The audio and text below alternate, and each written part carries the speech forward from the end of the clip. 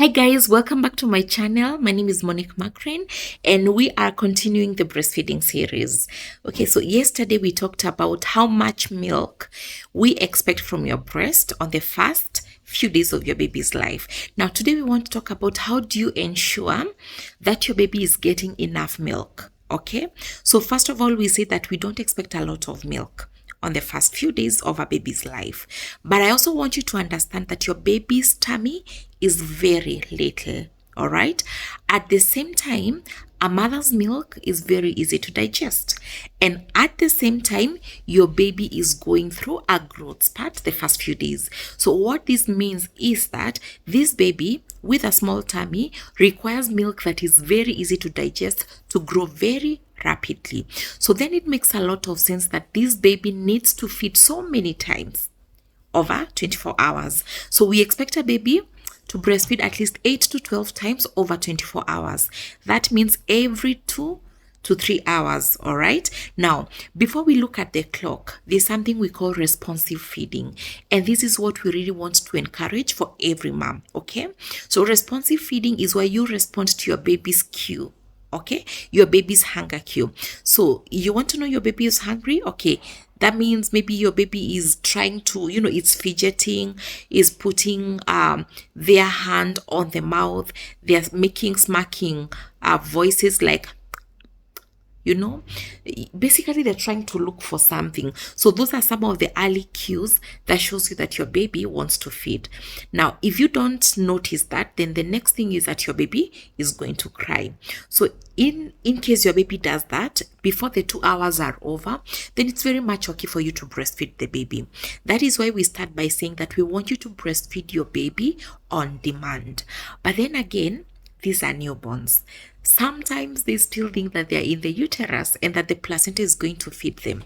Some babies can also be quite lazy the first few days, and especially during daytime. So what this means is that a baby who is 1 month and below may not have very good perception of hunger. That means sometimes they will ask for the milk and sometimes they will forget to wake up and ask for the milk.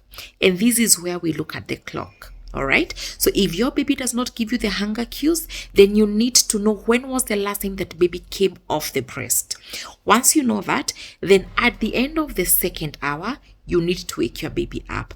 If you need that 1 extra hour, maybe to sleep or something, then you can do it after 3 hours. But you must not go past 3 hours for a newborn without breastfeeding. Okay.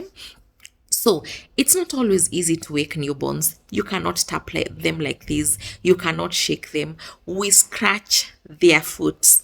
You scratch their foot. If they don't respond to that, then you tap their foot. The sole of their foot, basically.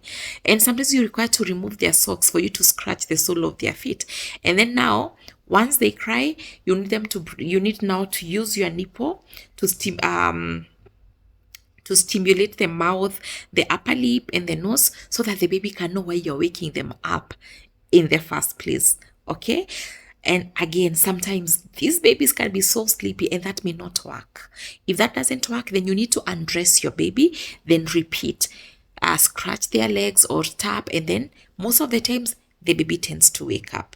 All right. So you're supposed to breastfeed your baby on demand or every 2 to 3 hours. Now, what is the duration that is recommended per breast? So there's a lot of conflicting information, right? So the first thing is to learn your baby. When the baby starts breastfeeding, they breastfeed very fast. Okay. Then after like a minute or two, they start breastfeeding, pausing, breastfeeding, pausing, but they are very active at this point. So when the milk is almost finished from the breast, then you notice that your baby slows down on the intensity of the suckles. It kind of feels like a little bit of flutters. Most of the times that is an indication that baby has emptied milk from this breast and it is time to bring them to this other breast. So this tends to be around 30 minutes. Okay.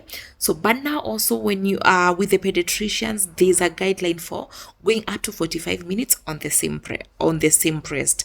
However, should you notice that your baby was very active, then around the 30th minute they have started to slow down, that is your cue to bring baby to this other breast. When we bring baby to this other breast, we expect two things. Either the baby will reject the breast because they got full here, or they will accept the breast. If they accept the second breast, we do not time it. Once baby is done, they will either sleep there or they will remove themselves from the breast. Could be 10 minutes later, 30 minutes later, or even another 45 minutes later. Okay, so that is how you ensure that your baby is breastfeeding, is getting adequate milk. But most importantly, you must make sure that they have a good latch. Okay, it doesn't matter how many hours the baby spends on the breast. If the latch is shallow, then they are not getting enough milk into their tummy. And tomorrow's video, we are going to talk about how to get a good latch. Until tomorrow, bye.